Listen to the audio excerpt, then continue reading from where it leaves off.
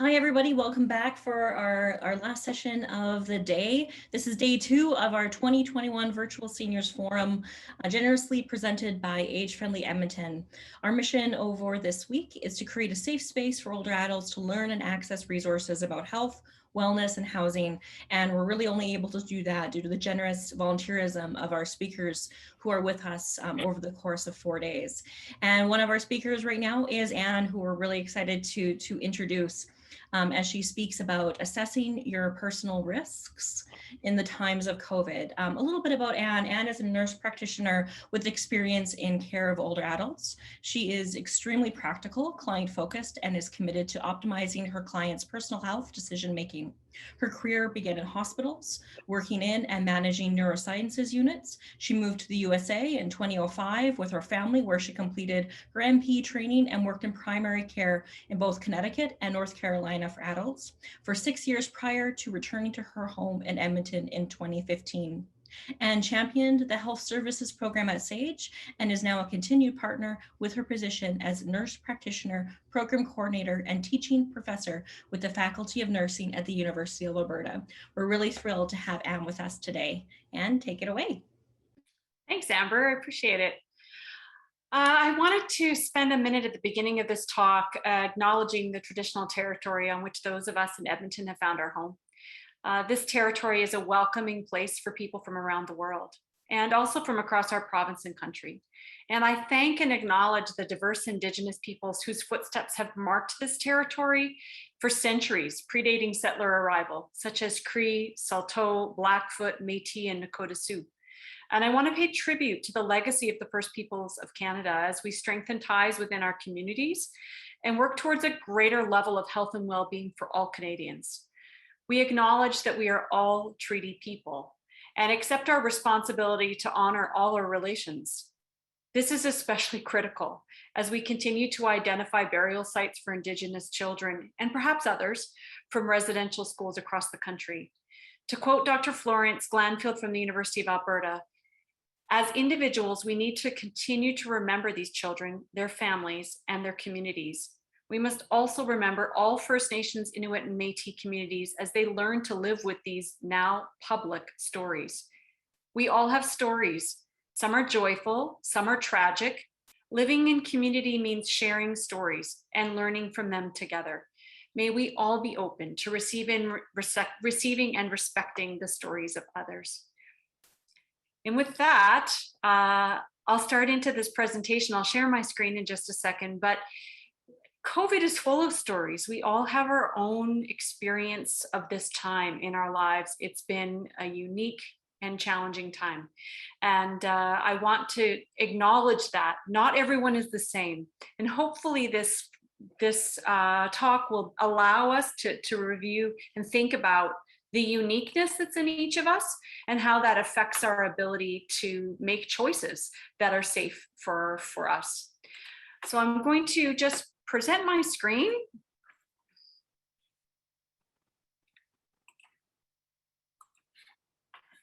It's thinking and working, it looks like. Working.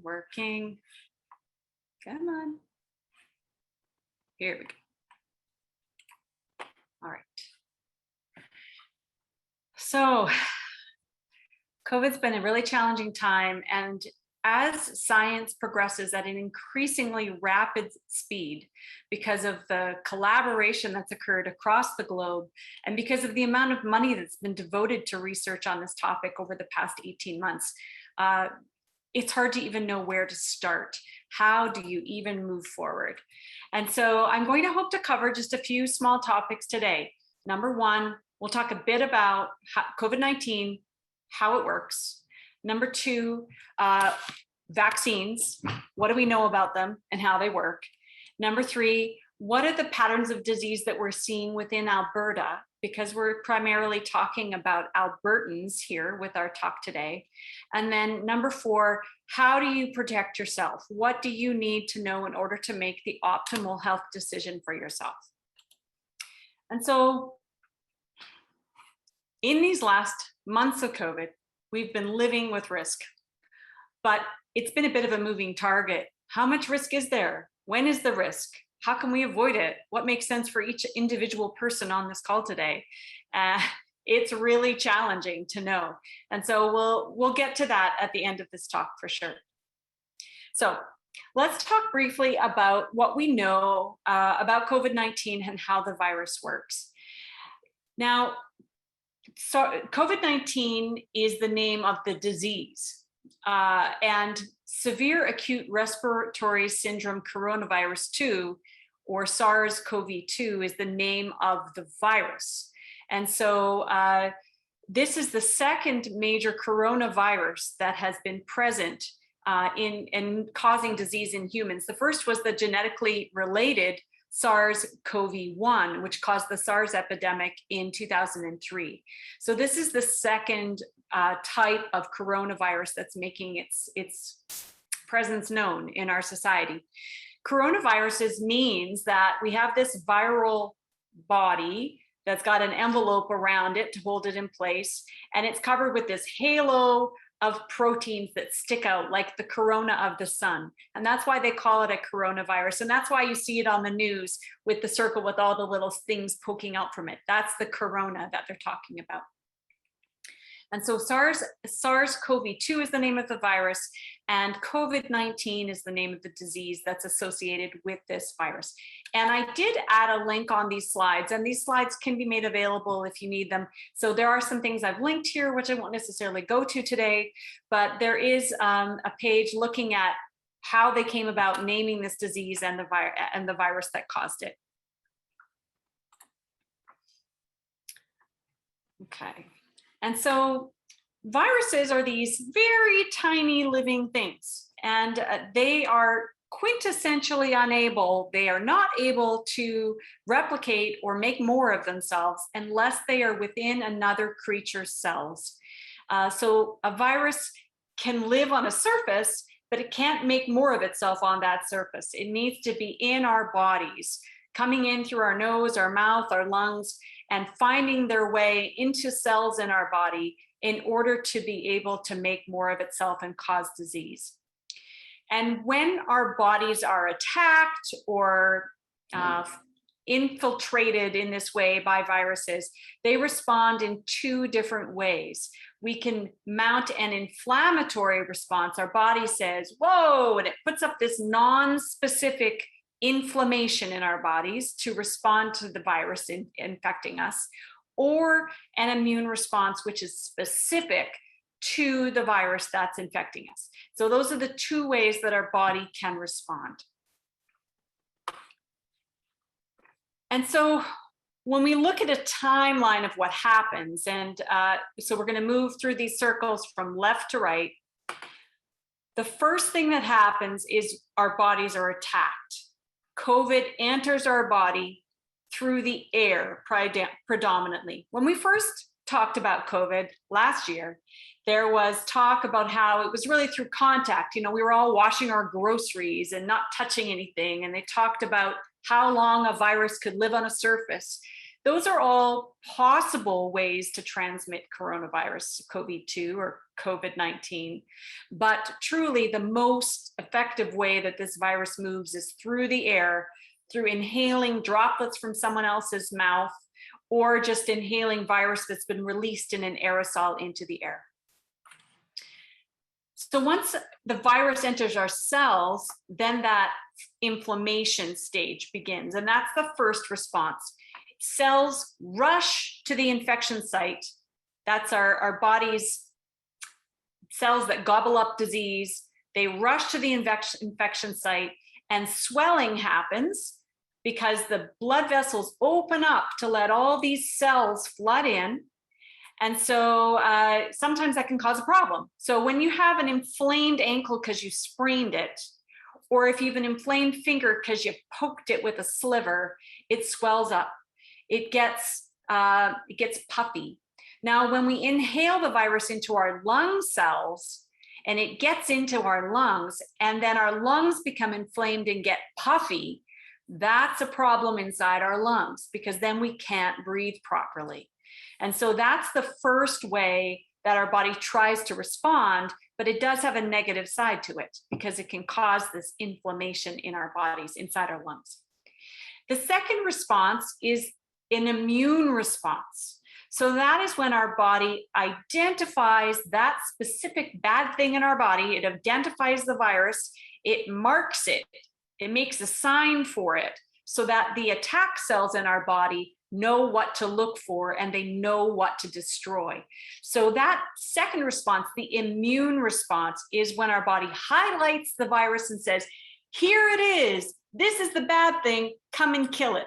And so that's the most important next step for our body to get past the inflammatory response into a very targeted response that's specific to this virus. And then sometimes, because this inflammatory response causes damage in our own body cells, like I mentioned, it gets swollen in there. Sometimes the garbage crew in our body has to clean up our own cells in addition to the virus cells in order to try and get things back to normal. And so that's this recovery phase where our body's trying to get things back to normal. I see my videos fluttering, so hopefully I'm not delayed for you. My apologies. And then the last stage of our response is this prolonged response. And we see this in people who have really severe inflammation as a result of COVID-19, that their body eventually has damage from the persistent inflammatory response. That swelling that occurs in various places in our body can cause ongoing damage. And we see this with people who have taken months and a year and still aren't feeling better after a COVID infection. So it can be a long process for some people. And this is a quote from Sheena Cruikshank. She's from the University of Manchester, and she's a professor of biological sciences. For some of these at-risk groups, it's the response of the immune system, inflammation, that's that first step I said, that explains why they get so sick. That a common feature for many individuals that get severe COVID is this serious lung damage that's caused by an overly vigorous immune response that's not specific. And it's characterized by creation of a lot of inflammatory products. These are called cytokines. They're little messengers that say, danger, danger, bring a response. They're not specific messengers, they're just general messengers. And so when a body really sends out a lot of these non-specific messengers, then you can have a really significant non-specific response. And that can cause a lot of problem for people who already have inflammation in their bodies. And that can come from a few different things. And we'll talk about that in looking at what ways you can evaluate your own risk. And so, of course, then we get this crazy thing called a variant. Now, viruses are very smart creatures. They like to adapt and change over time in order to be able to more aggressively infect their host. And so the Delta variant is just one of a number of variants that we've seen. But it is different than some previous variants in a number of ways. And I've listed them here on the screen. It's more contagious. It's about twice as contagious as previous variants of the SARS-CoV-2 virus. And it seems to cause more severe infection in unvaccinated individuals. And so that's a problem for unvaccinated individuals. Anyone, even a vaccinated person, who contracts this Delta variant could still transmit the infection to others. When you're vaccinated or immunized against COVID-19, you do have reduced levels of virus in your body because your body's attacking it right away. So you have less likelihood of passing it on if you're immunized, if you're vaccinated. But individuals who aren't vaccinated have higher viral loads of this and can pass it on more easily.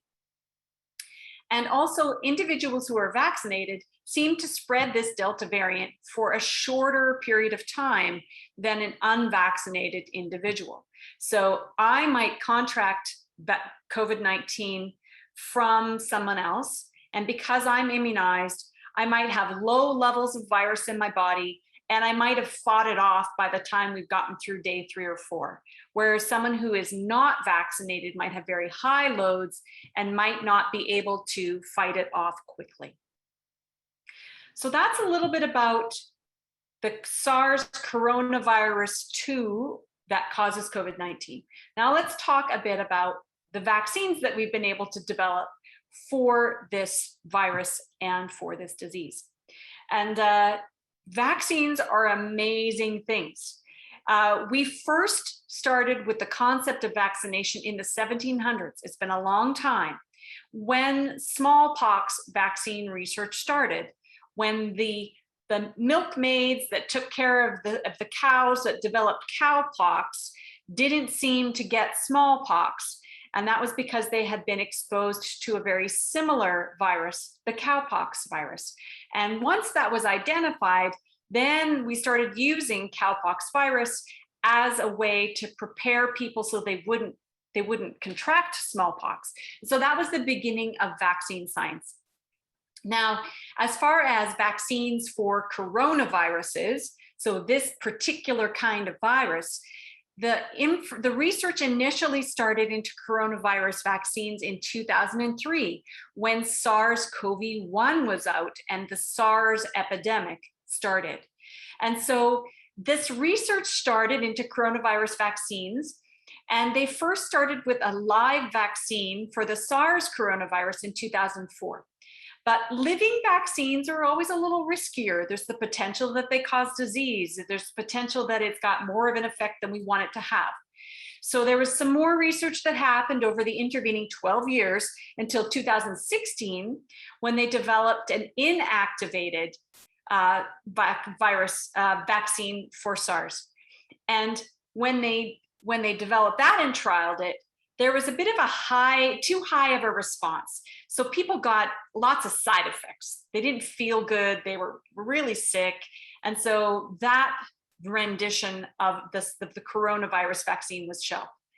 Now in 2019, this was before COVID-19, the outbreak of COVID-19.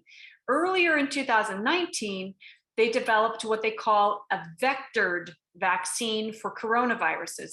And that means that they use a different kind of virus, some part of a different harmless virus, to develop a carrier for a portion of the virus you're trying to give us immunity against. And so this is called a vectored vaccine. And this would be like the same kind of vaccine that we use for influenza every year. So it's that type of science that was used in early 2019 for the next version of a SARS virus vaccine. Then we have the development of SARS-CoV-2. The pandemic starts, it spreads around the world, and there is a massive rush to try to use this science that we've been working on for almost 20 years to develop a vaccine that will help protect the world's population against this new coronavirus. And so in 2020, early 2020, when this started, that research community came together across the globe, and there was significant financial resources given to finalize and test and do all of the steps of the vaccine approval process that need to happen for it to be approved in various countries around the world. And there were two general approaches to the vaccine development that we've seen thus far. And you can see that in the ones that have been approved so far. There's the vectored vaccine, like I mentioned, we were working on before, and like flu vaccine is a vectored vaccine. AstraZeneca is one company that's come up with a vectored vaccine. So it uses an adenovirus, which is like a common cold virus, to give us the protein for our bodies to identify as a signal, so that we can identify if we get infected with a virus and fight it specifically. The benefit of vaccines is that they're not a shotgun approach. They don't just kill our whole body in trying to fight this infection. They're very specific to the SARS-CoV-2 virus. The other kind of vaccine that's been developed has been in plans for quite a long time as well, is an mRNA vaccine, and that uses a messenger protein that our body would use to make that signaling device in our cells. And so by using that, it teaches our body to make the special signaling protein without us having to have the virus to tell our immune system to do that. So it's very specific, and it doesn't use any complete live or killed virus to tell our bodies how to do it. So it's very small piece of information to help our bodies make a special protein. So that's where that came from. Now, if you look at how much viral, how much vaccine has been administered thus far in the world, 5.85 billion doses of COVID-19 vaccines have been given around the world. This is unprecedented. The studies of these vaccines certainly give us these cohort groups, maybe 40,000 people in a cohort that they trial the vaccine on to see if there are side effects, to see what the benefits are for protecting you against a disease. But now in the real world, we've used it more than 40,000 times, 5.5 billion times, which gives us an incredibly large set of data to compare, to look at adverse events and problems. And so this is looking at vaccine adverse events. Now, you might not see it in these three bar graphs, but there are three categories, three colors that are present in each of these graphs. It's just that in some of them, the blue section is so small, you can't even really see it. So there's three colors on these bar graphs. The first, the orange, the goldenrod color, no adverse events. So there was nothing substantial that happened to these people that were given these vaccines to try as part of the initial trials.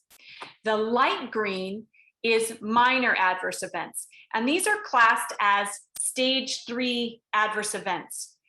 In the research, it doesn't really clearly say, it says category 3 and category 4 adverse events, and it describes them as serious adverse events. Category 3 adverse events are actually rash, sore arm, you needed to take Tylenol, you had a fever. So those are classed as category 3 serious events. Now, as an individual, I don't consider those events serious. Those are much less serious than me getting COVID-19. So I've classed them as minor adverse events, because that's really what they are. Anytime I get a flu shot, I might have a sore arm, or I might feel tired. I might need to take some Advil or Tylenol for my arm. That's not a major adverse event. There have been some major adverse events, a variety of things, and we'll talk about them on the next slide. And that is in this light blue color. Now you can see in this Janssen vaccine down here, you can see that little line, it's right at the very bottom. You can't even see it on the Pfizer and Moderna graphs. These injections are how many injections were done of the vaccine. The reason that the Janssen trial only had 19,000 injections is because it only needed one shot. Whereas these other two trials, there were 2 shots. So that's why there's higher numbers in those 2 trials. Moderna had these 30,420 injections. Minor adverse events, so rash, Tylenol, fever, those were 3,732 times out of the 30,000. They did have major adverse events. Out of these 30,000 injections, 19 major adverse events. For the Pfizer, 43,000 injections plus, they had 240 minor events, which is pretty low, and 23 major events. Janssen, because they have, this graph is the same height, but everything's a little stretched because it had less shots. They had, out of their 19,000 plus injections, minor adverse events were over 500, 509, and major events were 86. So you can see that even in these numbers, there are adverse events, but they are a low number compared to the total vaccines given. And so adverse events from immunization in the research, fever, rash, fatigue, redness, needing to use Tylenol or Advil would be minor events. Major events, those ones I mentioned on the previous slide, 19, 80, 54, those small numbers. Multi-system inflammatory syndrome, so that inflammatory response got kicked off. Acute respiratory distress syndrome. So people who their lungs did not like it and they developed a major breathing problem. Heart issues like inflammation of the heart, blood clots, or organ issues like their kidneys didn't like the medication and got triggered, or the liver got inflamed by that inflammatory process. So there are some major events, again, a very small percentage of the total events in the research studies. And so this is some information from the COVID-19, the International Coronavirus Vaccination Statistics page. This is just Canada's information. So 54.8 million doses have been given in Canada, and 26.2 million individuals have been fully vaccinated in Canada. The percent of our population, 69.8. Of the world's population, 42.8% of the world has received at least one dose. And 29.9 million doses of vaccinations for COVID-19 are given every day. The difference in low-income countries is that only 2.9% of individuals in those countries have received at least one dose. So we have a long way to go with protecting people less privileged than ourselves. Okay, so let's look at disease patterns. What is happening in Alberta? And it's 4:27. Good, we have time. So Alberta stats. Here we are in the little map over here. In 2019, we had 8,470 lab-confirmed influenza cases. And we had, of those, 1,534 lab-confirmed hospitalizations for influenza. And we had 39 confirmed deaths from influenza in Alberta. So that was in the 2019 year. In 2020, 2021, we've had 277,000 plus confirmed cases of COVID-19 in Alberta. You can see the difference. It is a much more widespread infection in our province. In 2020, 2021, we've had thus far, and this is old because we're having like 20 people die every day of COVID in this province.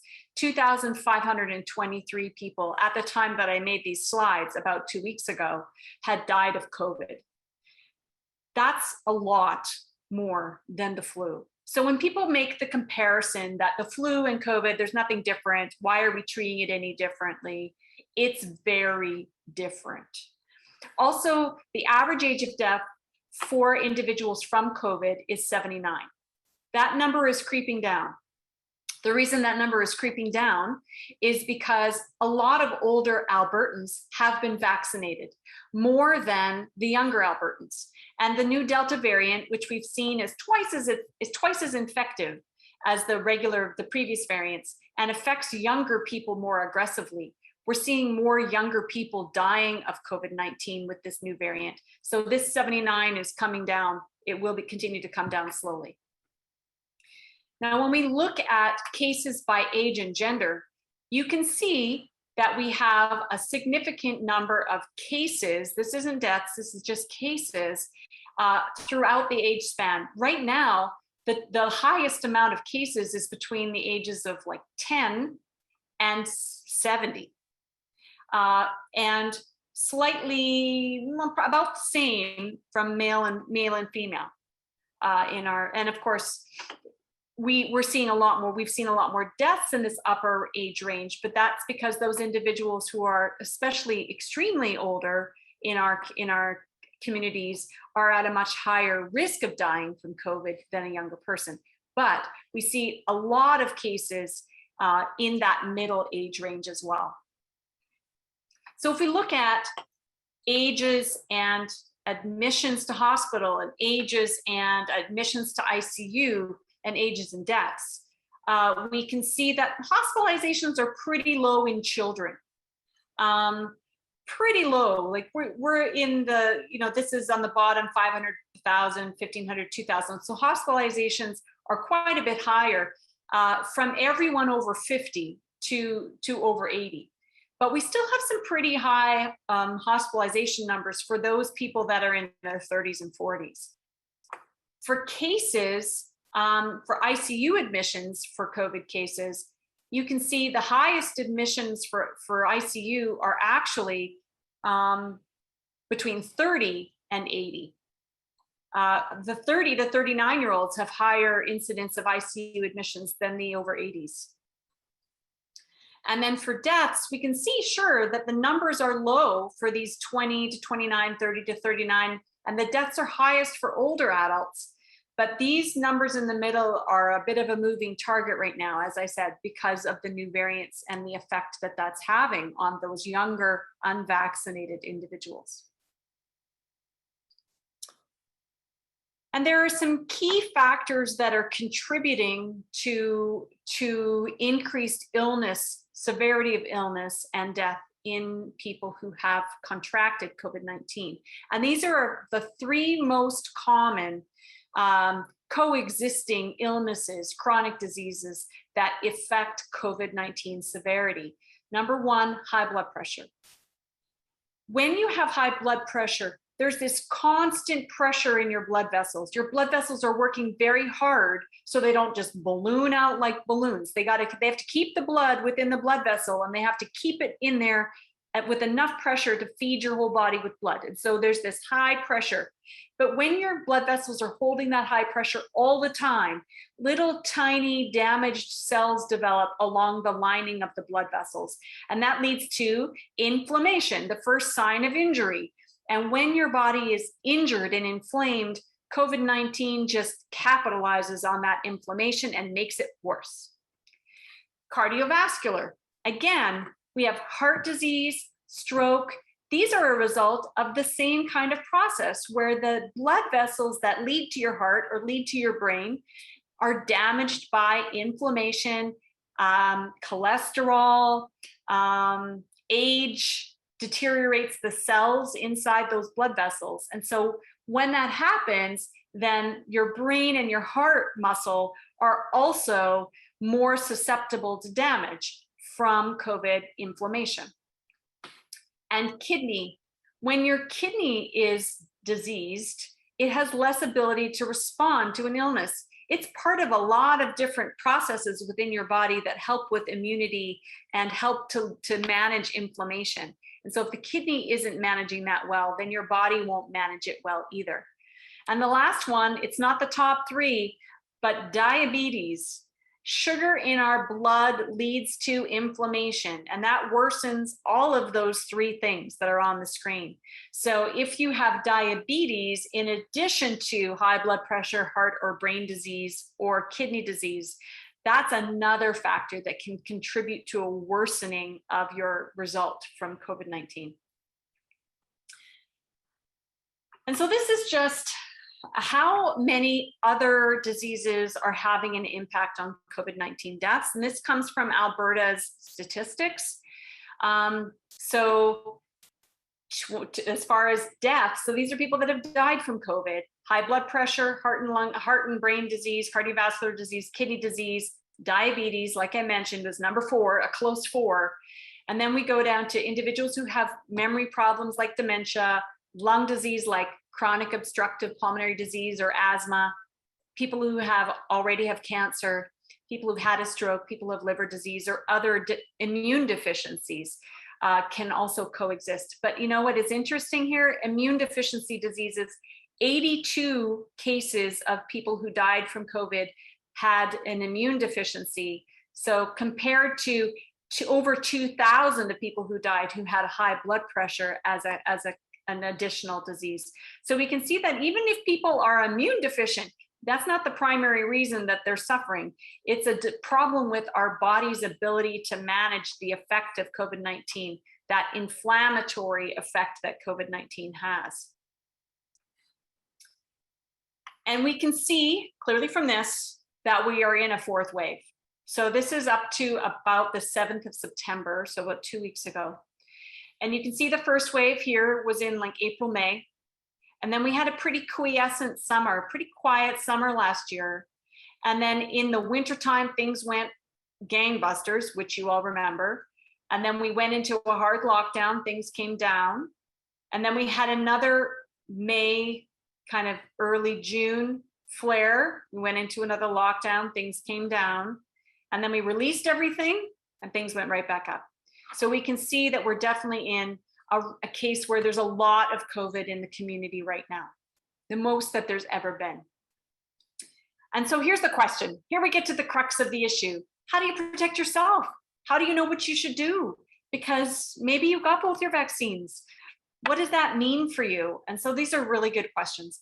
And so when you're thinking about yourself, I want you to think about these 4 things. I want to think about your immunity. Is yours impaired? So do you actually have, you're taking a drug to reduce your immunity. People might be taking drugs like that for cancer or for rheumatoid arthritis or for lupus or for psoriasis, any number of immune diseases which you might be taking an immune medication for. So if you have low immunity, it's a reason to just be cautious. Number 2, what's your health like? That list of problems, high blood pressure, heart disease, lung disease, diabetes, do you have those things? If you have 1, 2, 3, 4 of those things, you need to think about being a bit more careful because you're more likely to become incredibly ill if you become infected. Number 3, how many contacts do you have? Can you limit your contacts? Some people can and some people can't. And so it's important to think about your life and what you need to be able to live your life. And the 4th thing, what brings you joy in life? Because we know from the last 18, 20 months that being without people or being without activities or art or music, dance, those things can really harm our well-being. And so we have to decide how we find joy in life and what risk does that activity bring us when you look at it along with these other categories. And this is another quote. This is from The Atlantic. It was published in August. And actually Karen sent it around. I think Karen sent it around, the executive director from SAGE. And this really spoke to me. If you find yourself determining that things you want to do are pretty low risk and you still shy away from them, you're likely cutting yourself off from opportunities that may provide significant health benefits, getting out to exercise, resuming regular social relationships with vaccinated friends and family. Those are things that should bring us wellness. And so if you go through and you say, I think this activity is pretty low risk, but I'm still not going to do it. You want to think about that. You want to be able to do a low risk activity if you're being safe, if that low risk activity is going to bring you joy and well-being. So think about that. So here's a list of questions you might want to ask, because these questions will help you determine how best to protect yourself and those around you. So number 1, can you get one of the vaccines? Some people, there's a very small number that can't, very small number, incredibly small number. As you can see, 5.85 billion doses have been given around the world. So there's very little risk to most individuals. Where and in what type of place do you live? Do you live in your own house? Do you live in a lodge where you cook your own meals? Do you live in a lodge or a supportive living where you share meals at a table in a common area with others? Do you live in a long-term care facility? Do you live in an independent apartment? So it all depends on your amount of contacts. And so depending on where you live, you may have greater or less numbers of contacts. How much contact do you have with children under 12? We know 12 and under can't currently be immunized.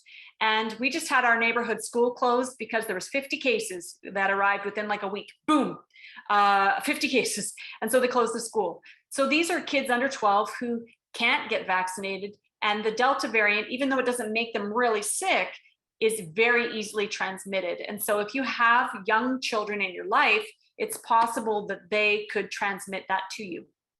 Number 4, what chronic illnesses do you have? Like we talked about before. Number 5, what's the infection risk of those around you? Is there someone around you that isn't vaccinated or can't be vaccinated? Is there someone around you who's under 12? Is there someone that you share an apartment with who's really unwell and you need to protect them? Because if you happen to bring it in and they get it, they could get really sick. Number 6, what are the current disease patterns in your hometown? So this is something you can probably find by checking with your municipality or with the Alberta government site, because it can identify different locations, hotspots in the province. So you might want to say, well, Edmonton right now is pretty bad, but Calgary's worse. Or maybe I'm in a small town, or I live on an acreage and actually the levels around me are pretty low. Maybe you live in a small town and because a lot of people haven't been vaccinated, the levels are high. So just be aware of what the status is in your hometown. Number 7, how might you be able to limit contact? We're having a virtual seniors forum right now. I'm enjoying it. I hope you're enjoying it, but we're limiting contact by doing this. And we're still able to learn and experience something in a slightly different way, but worthwhile. And then number 8, where are you thinking of going and how well is it ventilated? So are you going to a small close room with no windows? Are you going to a patio outside? Are you going to someone's backyard? Are you going to sit on somebody's front porch, which is glassed in, but you could open 3 windows? I mean, there are some different things you could consider about the location where you meet with others. So these are some questions that you might want to consider as you decide what to do. Next thing you can do, get vaccinated. Reduced infection or death when you're vaccinated. You're less likely to get sick and you're less likely to die from COVID. Very much less likely to die. You're going to have reduced COVID severity if you do get COVID. Because vaccines aren't 100%, we know in years past you might have gotten the flu shot and still got the flu, but usually a lesser version of the flu than you would have received without the vaccine. In this case, it's the same with COVID. You're less likely to need to be hospitalized with COVID if you've had vaccinations.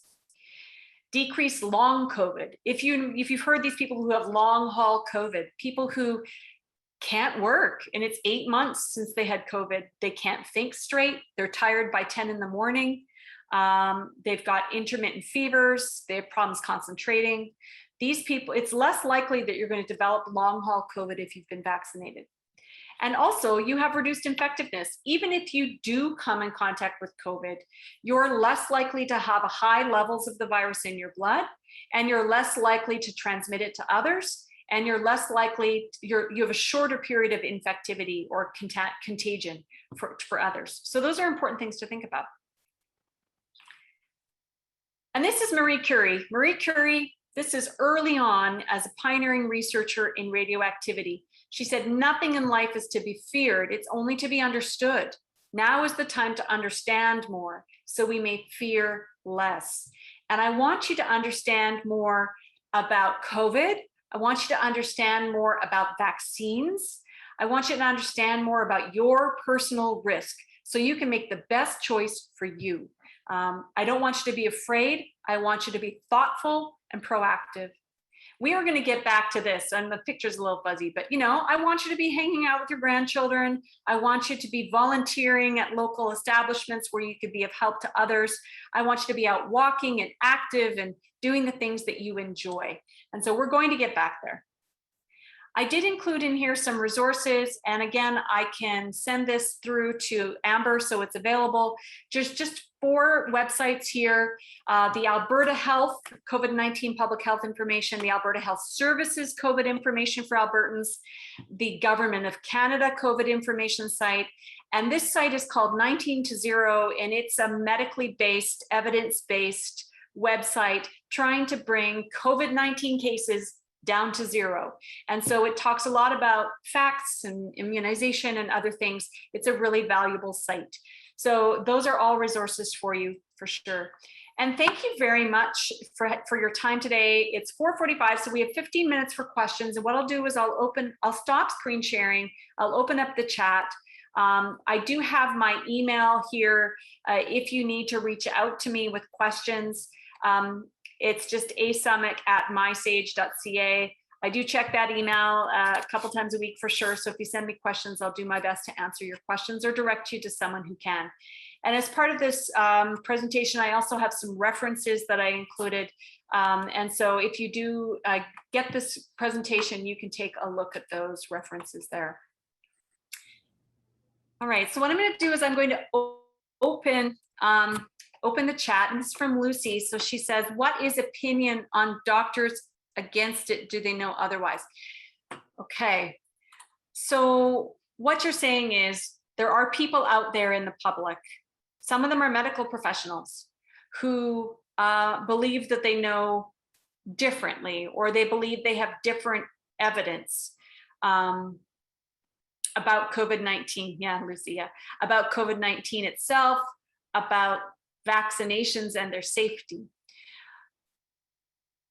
When we talk about research, there are good quality studies that are very clearly done, have very clear study groups that aren't manipulated through data manipulation, that are peer reviewed by people who are experts in the field.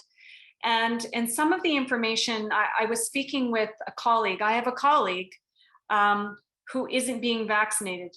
Now, her decision is based on a religious belief. And I am going there because here I am going there. I'm a person of faith. I do not believe getting a vaccine has anything to do with my faith, but there are some who have really strong beliefs about their faith, and they believe that that prohibits them from getting the vaccine, or that colors their analysis of the studies that have been done. There are some dissenters. It's a very small number of dissenters in the medical profession who say they don't trust vaccines or say that they don't believe what government's telling us. It really goes back to sort of a conspiracy approach. And frankly, I don't believe that the government is out to conspire against their general public. It doesn't make sense. And so I'm going to choose to believe that government's working in my best interest. I also personally know people in healthcare who are working so hard to try and combat this illness. And I really believe that those individuals should be given the benefit of the doubt. Let me see. I'm just going to look in the chat. Can I see the slide on the resources again from Lucy? Yes. Can a person get COVID twice? So let me see. I'm just going to share my screen one more time for Lucy, because I can certainly put that up, and then I can talk while it's on the screen. That's no problem. Let me move this down here, and let me go back a slide to the, come on, to the references. This is the one I think you were looking for, Lucy. Can a person get COVID twice? So that's another question that Vicky Ann asked. It is possible. Again, when we have COVID to begin with, people who had COVID last year had COVID that was there was no variant, or maybe it was a variant 1, like the UK variant or the Brazil variant, an early variant. And so your body develops very specific immune fighting cells that work to combat that specific virus. And if the protein on the corona, the little sun pokey things on the outside of the virus, change, then your ability to fight it with your immunity might not be as strong. You might get COVID again, because we're into a different type of COVID now. This virus keeps mutating. Now, we as people who have vaccinations have slightly better, less specific immunity. It's more general. And it's been studied against the Delta variant and has still proven to be effective against the Delta variant. So getting vaccinated will provide you with a more robust protection than having had COVID. But because viruses change, we still could get COVID even if we're vaccinated again, but to a lesser degree. Kevin asks, how do you talk to people who don't want to get vaccinated? Kevin, that is such a challenging question. Number one, respectfully. This conversation with my colleague has been going back and forth. She sends me articles. I review them with an evidence-based science, mind, and send back comments. But I don't want her to feel attacked. Because if she feels attacked, anyone who feels attacked is going to withdraw from discussion and withdraw from considering other options. You might not be able to change people's minds.